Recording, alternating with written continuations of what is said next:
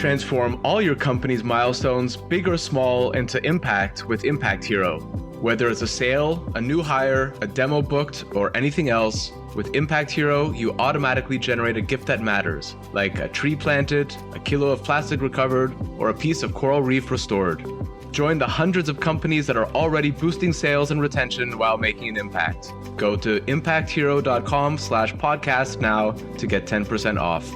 Again, that's impacthero.com/podcast to get 10% off.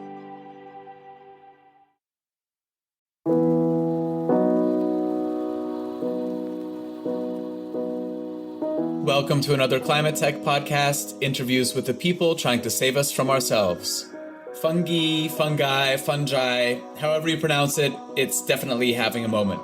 I caught up with Susanne Glørsen, founder of the Future is Fungi Award, together with two of the award's winners, Una West of Mycomine and Jens Lord Sorensen from Aalborg University. I'm Ryan Grant Little. Thanks for being here.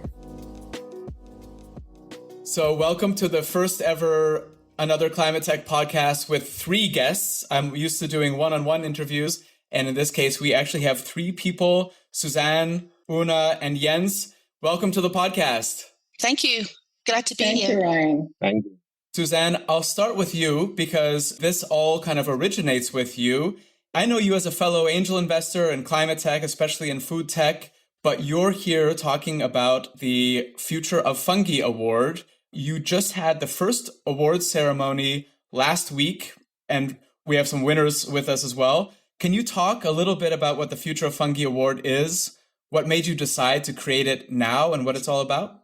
Yeah, absolutely. I mean, the award is about uncovering new ways that we can utilize fungi for environmental solutions, right? We've started to see a lot of applications across sectors from the fungal space, but there is so many more ways we can use fungi for the sustainable solutions we need. So the award is really to uncover the new research and innovations and inspire to more research and innovations, right?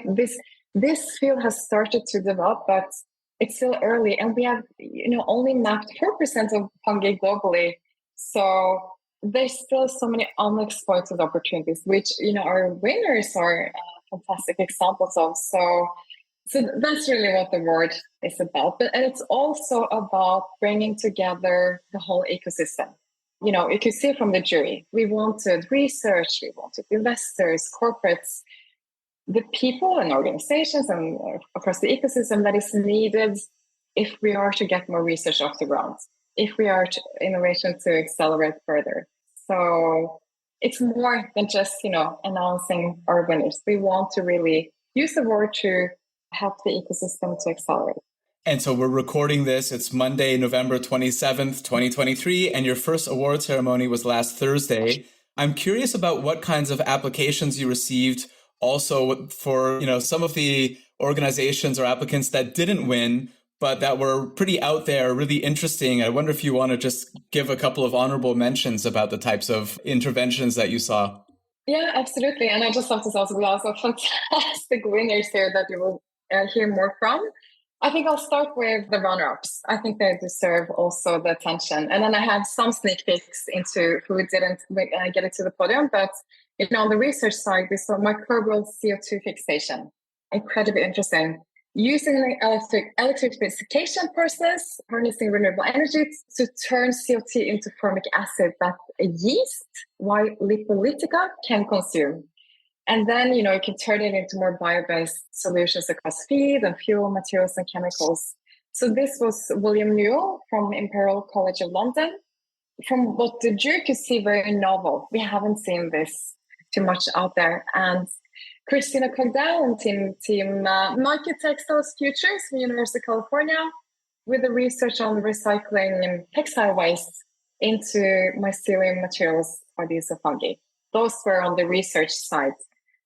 Since we had two startup winners, we had a second place on the startup side to Visibuilt, Danish startup utilizing fungi to replace bitumen in asphalt production.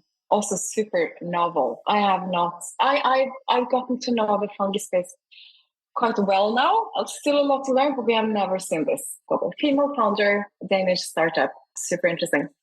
And it's just maybe mentioning some more. On the research side, we also saw utilizing fungi as computers. Super cool. Huh. And also on the startup side, last one I'll mention, space tech. Space radiation shielding using fungi. Yeah, it's in the space industry. And there's quite a lot of things going on, research and innovation for space tech utilizing fungi in space. Mm-hmm. So this is a up and coming thing as well. Okay, that's a topic I'm going to need to have a separate episode about. That sounds pretty cool. And so you announced 3 winners, 1 in the research category and 2 tied for first place in the startup category. And as I mentioned, 2 of the award winners, Una of Mycomine and Jens from Aalborg University are here right now. So tell us a bit about what was special about the winners, that they collectively went home with the first place medal. So maybe start with Novobiome, since you're representing them right now, they're not on the line. Yeah, absolutely. And I was saying, again, we had 2 winners, so they are in the same theme of microremediation, Novobiome and Mycomine. So there's a lot of similarities that, is also why they're winning. They're showing the way how we can use microremediation and harnessing, potential in nature to restore nature. So Novobiome, they do microremediation, so they clean up contaminated soil by the use of fungi. And we know that, 30% of soil globally is degraded. If we don't change course, 90% of soil will be degraded by 2050. World Economic Forum says that loss of nature and biodiversity is top 4 economic risk in the next decades. And when we know that 57% of biodiversity is underground, it's so crucial to clean up soil. So that is for Novobiome. They also work on converting textile waste into new bioactive compounds. So, for example, for cosmetics, which is also showing the way and being, hope and inspiration of utilizing more bio-based products rather than, chemicals or other more unsustainable alternatives. So L'Oreal, they're going 100% bio-based by 2030. Huh. And again, fungi is part of a bigger wave of utilizing biology and nature for the solutions we need. McKinsey estimates that 60% of the input for the global economy can be done by biology. So Novobiome, and again, Mycomine, which we have here, and you will hear more from, also focus on microremediation. And it's so powerful to rather, use, I call it the intelligence of nature. I mean, fungi is a natural decomposer and cleaner of the world. And you will hear more from Una about the field of microremediation. There's such a need to clean up the natural world. And beyond that, just also to say, obviously, that when it comes, to the criteria, we had the environmental relevance, impact, novelty, market potential, value proposition, strategy, customer discovery, scaling. So these 2 startups scored very high. When it comes to Jens, which is just a fantastic example of, mind-blowing new ways, moonshot ways of utilizing fungi for environmental solutions. I mean, making a biobattery from fungi to store energy. And so the award is so much about showing the potential of what more we can use fungi for. So Jens is such a fantastic example. And, he has a prototype. And, it was just throughout, it just blew the roof from the jury on his application. And again, for what the jury looked at was, again, environmental relevance, how big impact can it have? And we need more sustainable alternatives to store energy. And scientific rigor and potential for commercialization. Yeah, so super strong winners in this first ever The Future Fungi Award. Yeah, indeed. So congratulations to both of you. Una, let's start with you. You're the co-founder and CSO of Mycomine, which runs what kind of look to me like half-size shipping containers that are used to clean up pollution using mycelium. How does that work? Can you tell me how this works as though I were a 10-year-old? Yeah, okay. I don't talk to many 10-year-olds, but I'll do my best here. So basically, you can think of the MycoCube as pretty much a clever box filled with special fungi. And as we know, Susanne's already given a good introduction to fungi. They're like the superheroes of the natural world. I like to think of them as the Swiss Army knives of biology. I am a microbiologist, but I'm also a microphile. So I know that bacteria can do these kinds of things too, but no one can come close to fungi when it comes to their ability to degrade toxins, etc. So the microcube works when you put sort of harmful pollutants like oil or fuels or other nasty chemicals in. The fungi get to work on those chemicals using enzymes, which are like keys that open doors, to put it simply. And they have a special ability to break down these pollutants using, as Susanne said, natural biological processes. So they're basically acting like nature's cleaners. And so they're basically taking nasty stuff and turning it into good stuff, which is called a biomass. So they eat the oil, they grow, the oil's gone, and then you have a useful product left that can be upcycled. So that biomass can be used to make cleaner fuels, pellets, textiles, you name it. We haven't even begun to explore that space yet. And so we're taking pollution and we're giving it back to nature to keep the cycle going or to upcycle it into something useful for us. So basically, our microcube helps turn pollution into something that helps the environment. It's also modular. It's like Lego. So the initial cube is basically the size of a small car. And depending on the volume of waste that you want to put through that, it's scalable.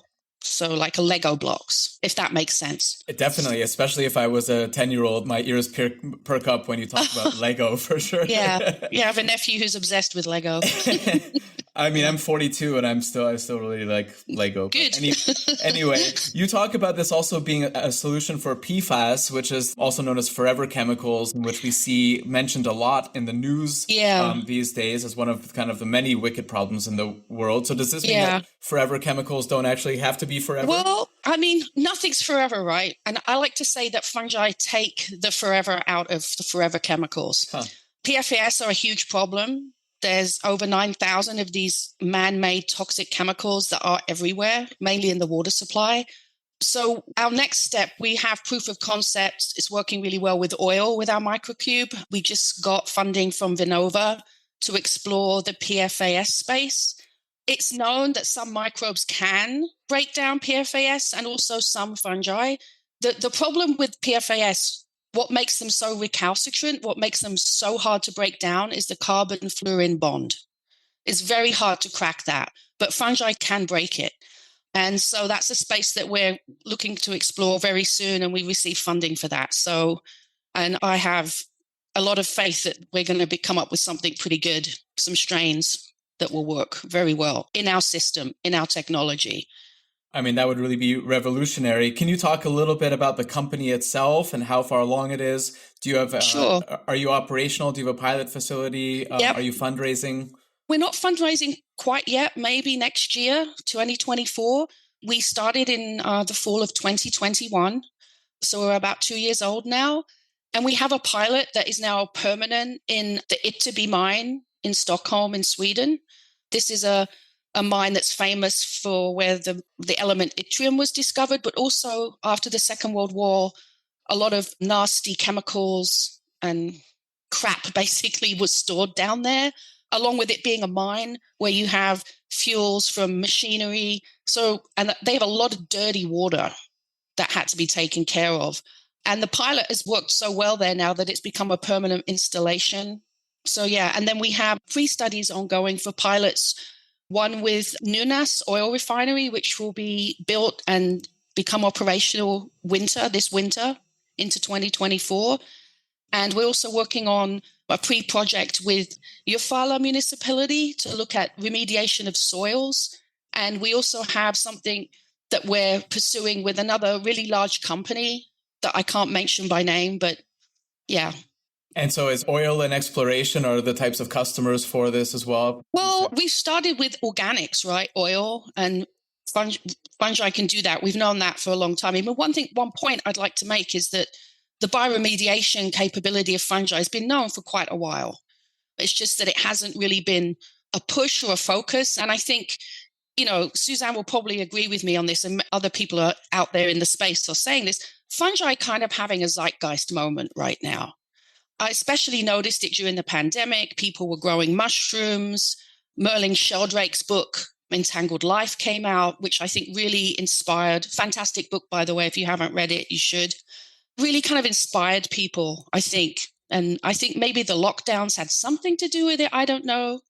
But they seem to have entered, like, fungi seem to have entered, that sphere where people are like, oh, mushrooms, they're not just mushrooms, because, mushrooms are the fruit. It's like saying the apple is the tree. So there's a lot of exploration needed, but it's not new. It's just now it's gaining momentum. And like anything in science, people need to be educated, to be aware, to be able to get the funding, the interest, the impetus. And that's why I think Susanne, with her award, she deserves huge kudos for instigating this award and getting this together, because I've been a mycophile my whole life. All of us at Mycomine are. We're not so weird, because we knew that fungi were fantastic all along, right? Yeah. Anyway, I'll stop waffling on. I just get very excited about it. I really feel you with the topic about this being like a zeitgeist issue right now, and more. I mean, it's everything from, how to treat depression and addiction through to food and alternative proteins. And I think more and more people are realizing that there are so many applications for this. It communicates between trees. Susanne, you want to say something? Yeah. If I could just add that we are seeing that fungi is getting more attention, but it has been so under-focused, under-researched, underfunded. So it's so on time to put fungi on the stage, right? And give it all the credit, and giving the researchers the credit and the space, right? There's been a lot of focus on bacteria. And I mean, Jens can also talk about how it's about time that fungal research gets more attention and innovation, right? So it's having a moment, but we have a lot to catch up on, right? And when it comes to sustainability, we have so little time to get this planet on a more sustainable trajectory. So we can need to a lot of focus so we can accelerate the possibilities. And Jens, I'd heard of so many different applications for fungi, but a bio battery for energy storage, this is the first time I've heard of this. That's a new one for me. Can you talk a bit about the type of research you do and how it led you to this discovery?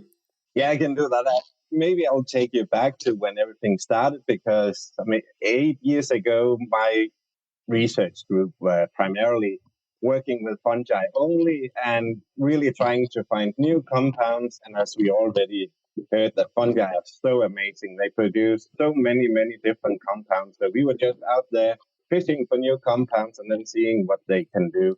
But then we also look out of our windows from our labs, and there's the world outside. And here, climate change is a huge thing, of course, that affects all of us. And so keeping that in mind, I heard about a type of battery called redox flow battery.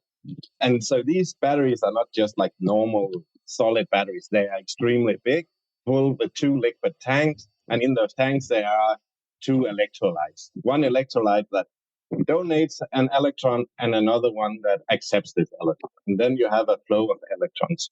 So I heard about that, but that's good. But those batteries, they were based on metal ions. And metal ions comes from mining. So that's not very sustainable. And that does not rhyme with green transition.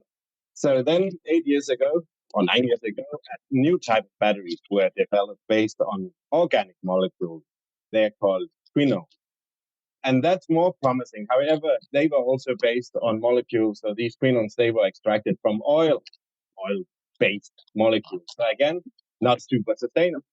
So I heard about this, and then going back to fungi, the fungal world is full of these type of molecules. These are the ones that give fungi their beautiful color.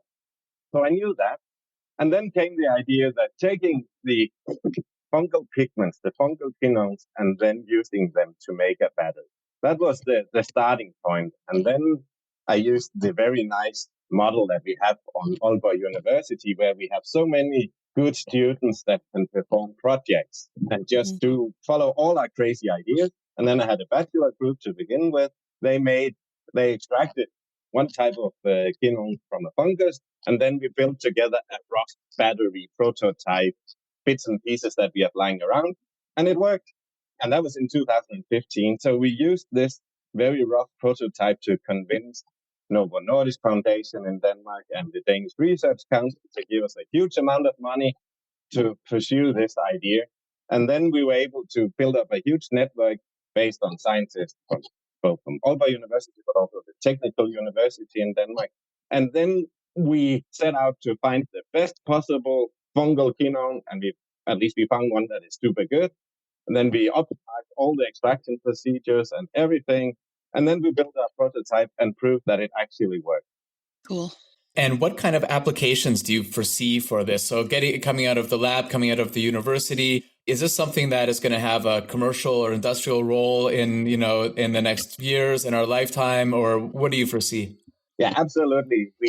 This is something that we plan on seeing relatively shortly. Hopefully within 5 years, we will be moving out of our labs and testing it on site. And on site for these type of batteries. So this is not something you put into your car. Mm-hmm. This is going to be extremely big. So imagine 3 or 4 stories buildings type of that scale battery.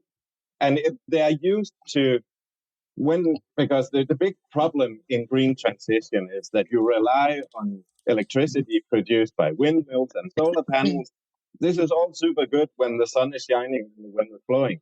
I mean, I live in Denmark. The sun is definitely not shining all the time. Yeah. So that's a problem.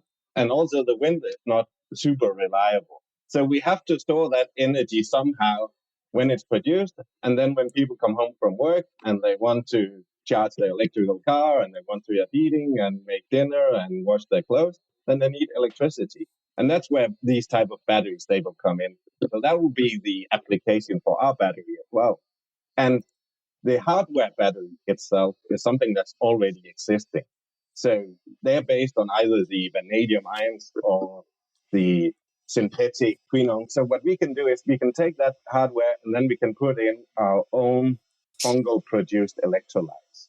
And so Jens, you're an associate professor at Aalborg University, and Una, you're a research scientist at the University of Arizona. How do you balance these academic roles together with now what looks like, the potential for a major climate tech startup?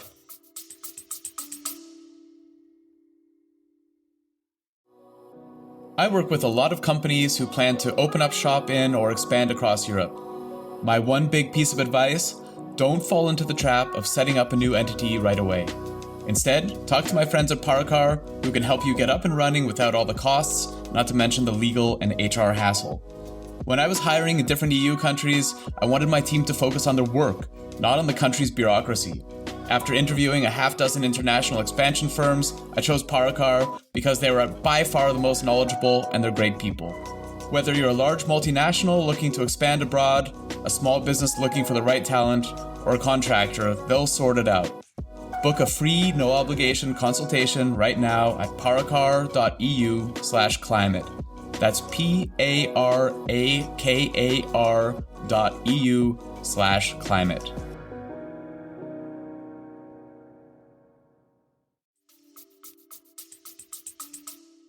Yeah, well, that's amusing to me. Thanks for that compliment. But myself and my Micromine colleagues, we wouldn't recognize ourselves as big, fancy clean tech founders, more like nerdy scientists. But we're proud of that. Seriously, though, the Micromine team, we've been balancing other roles whilst establishing Micromine, multitasking, spinning multiple plates, for want of a better phrase. It's something that we're well used to. And in fact, it is actually the life of a scientist as well as an entrepreneur, right? It's a fact of life for us, having to deliver your current research goals and project deliverables, managing and developing next generation of researchers, while constantly keeping your eye on the future, right? And all of that for seeking new research funding and novel ideas and innovations, and all in a tight financial envelope, right? The two are very similar. In the US, funding has become very tight. I was in Europe until 2 years ago, and it's pretty similar there. I can see Jens is smiling at that. But I think we're able to do this because we have an absolute passion and drive for what science can achieve, and especially with fungi. And I think Micromine is proof of that. It's a technology is great for the environment, cleaning up industrial waste, and critically for local populations, I want to mention, as the byproduct of our microcube is water that is potable. It's 99.9% pure. And, some of the most polluting industries are often located where access to clean water is not available. For example, Bangladesh, second biggest producer of clothing in the world, which ties into textiles again and how fungi can be used there, which people are exploring. Africa, where there are multiple disused mines. Even where I live currently in Arizona, many, many legacy mine tailings, mine sites that are polluting the water supplies. And for me, and I know for my colleagues, it's just amazing to contemplate the positive impacts and potential that our technology can bring to improve the environment and the lives of others. Sorry, Susanne wanted to say something there. And it's a privilege and a pleasure for me to be involved in the development of this and what we really feel is a truly global solution to a major environmental issues, and not just oil, which is, why we're branching out into other chemicals like the not so forever ones.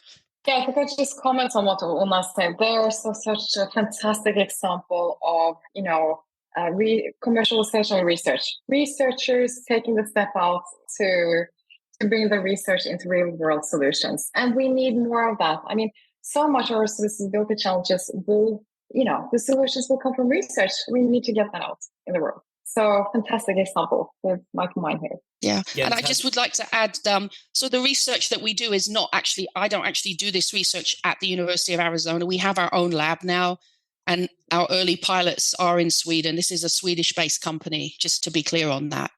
I'll get back there one day. I'm working on it. I want to ask about that in a second also. But sure. So Jens, how do you balance the role of being an academic and now potentially also a startup founder? What does the path forward look like? Will this be a dual role for you going forward? I think that's going to be a difficult task. I see myself as a researcher. I like to investigate things, and making something commercial planned can be difficult. Then I'd rather have the possibility to hire one that can dedicate he or herself to this work, because that for this to become a commercial success, then it requires, I guess, almost 100% dedication and allocated time for this, which that is difficult for me because of the academic stuff that I also have to fulfill. So I would like to see myself as one that's part of the success that we'll hopefully have, but the main driver or worker on this will have to be hopefully a young, skilled person with a keen interest in fungi. Fair. And Una, you mentioned that maybe in a couple of years you'll be back in Sweden. So all three of you are Scandinavian. Is this a Scandinavian topic? Is this a coincidence? Or Susanne, or is there some bias at play here with the winners? What's going on? Well, I'm not Scandinavian, though. I do have Swedish and Norwegian genetics. I'm originally from England. I'm English. I'm also an American citizen, so I'm a dual national. But up until 2 years ago, I spent 7 years in Denmark and in Sweden. So got it. Okay. Yeah, and just from my side, I mean, we've had so focus on Fungi Global. This is a global award, and we saw applications from more than 70 countries, which is fantastic. And then luckily, we've had a fantastic jury from so many countries assessing this, right? But yeah, we saw a big Nordic representation in the end. But we also had UK, US, and Brussels, or Belgium. But next year, I do hope we can mobilize more of Asia, Latin America, Africa in the award. And we do see a lot of applications coming in. Yeah, and I can also add that maybe part of the Danish success in this, that we actually try to have a strong network in Denmark, in our fungal community, where we have started to meet quite often and discuss ideas back and forth. And that's something that has been initiated by Line Lange, and we've been really, really grateful for that, all of us, because that really helps us to work together, find new ideas, and collaborate with people that you might not have collaborated with before. And that is really I think that's going to be a huge strength for the Danish mycological society. What are some of the things? So all three of you are obviously very deep into this topic. Just taking off your hat as founders or the founder of this prize, what are some of the things in this industry that you're super excited about, or some of the potential that's coming down the pipeline with fungi in general? For me, I can just see, I'm so excited. I get so fascinated to see, some of the truly breakthrough things coming out. I mean, it could also be, we're seeing research from British University on self-healing materials. So not only using fungi as a material, but actually as a self-healing material, which you can activate to come alive and then make passive again, so that the living material can repair itself. You can have shoes that can repair itself, or material that can repair. So there's just, there's so much coming out. And again, I just want to say it's such an important point Jens is making of, bringing the community, the network coming together in order to accelerate this and, find a new way of how we can use fungi. So that is also so much an mission with award. It's not just an award. It's an award, it's just the start. This is about bringing the global ecosystem together, hopefully, and how, being the mycelium, bringing the connections between researchers and other researchers. They would like to collaborate more with industry. What is the challenges in the industry? Agriculture. What is needed of research? Yeah. So it's such an almost very, agree to this, and it's such an important. Denmark has been fantastic with Lena, which is an advisory board, bringing the ecosystem together. It's needed. And also because this has been a bit under-focused area. So the motivation, inspiration from meeting others, collaborating, I think is crucial. Yeah. For me, I'm very much excited to see what biotechnology and combined with AI, where that's going to take us. I think it's going to be incredibly important in exploring this biochemical space, the alchemy of fungi. That's something I'm very interested in and pursuing using at some point. I also think I'm also very passionate about the idea of fungi being used for education and outreach to teach about what's going on with the planet, with global climate change. There are a lot of citizen scientists out there working in mycology. I mean, you can now go out, pick a mushroom in your local forest, bring it home, PCR it and sequence it. And there's a lot of really good science getting done by people without PhDs. I think that's something that should be encouraged because, the diversity of fungi is immense. We've only scratched the surface in figuring out how many species there are. And I think there's a big role for the public to play there. And also the symbiotic associations that we have to think about, right? Fungi are not just doing these things on their own. They're interacting with the prokaryote world, the bacteria, the archaea, animals, plants. And as a microbiologist and as a symbiosis researcher in previous iterations, I think that's incredibly important that fungi don't exist in isolation. They're interacting, the mycelium interacts with everything. So, there are some really good connections that can be made, I think. And the analogy of researchers, the public, education interacting like a mycelium is a really nice metaphor that really speaks to me. It really, it sounds a bit woo, but there's some real elements of truth and it really speaks to me. And once you know fungi, you're not going to go back. They really kind of they inspire either really great love or great disgust in people. It's really interesting because people just know mushrooms, right? We have to evangelize for the fungi because they are actually going to save this planet. I'm convinced of it. And Susanne, I'm happy that you brought this up because I wanted to know what happens with the award from now. Do we just wait until next year and kind of we see you again next year? But it sounds like you're going to be working on building this community in the meantime. And I wonder if you want to talk about how people can get in touch or get connected if they want to be a part of this community. Yeah, as I said, award is just the start. This is about how can we bring research come alive and rebuild solutions and help that, foster that, and help the startups out there in the way we can. So we really say together we accelerate the fungi revolution. So we are working to bridge the ecosystem or gather the ecosystem and help out the way we can. I'll come back more to that. But also, given my background from finance and the capital is a tool for change or for, accelerating the sustainable solutions we need. So we need more capital to backing more research, commercialization research, obviously investing in startups. So that's also an area because we are also seeing moonshot research not continuing because of lack of funding. So that's also an area we work with. And as you know, Ryan, I also run a syndicate of investors interested in investing in fungi-focused startups.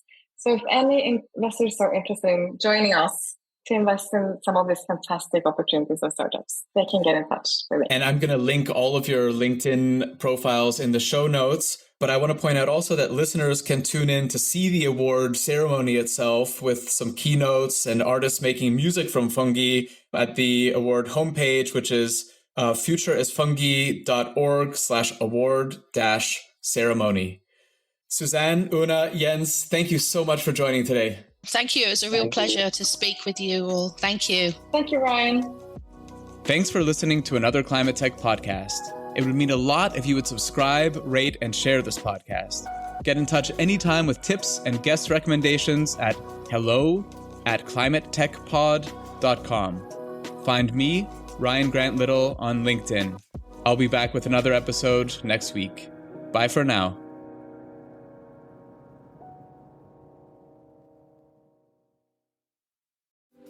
This episode is supported by Grizzle, B2B content to create and capture demand. I first met Grizzle's founder, Tom Watley, 5 years ago at a conference in Dublin. I was so impressed that I signed a deal with him to do all my software company's content that same evening at the pub. Remember that, Tom? Kinda. And they're still doing it 2 years after we sold the company because the new owners love Grizzle as much as I do. If you sell B2B, book 30 minutes in Tom's calendar at grizzle.io/climate.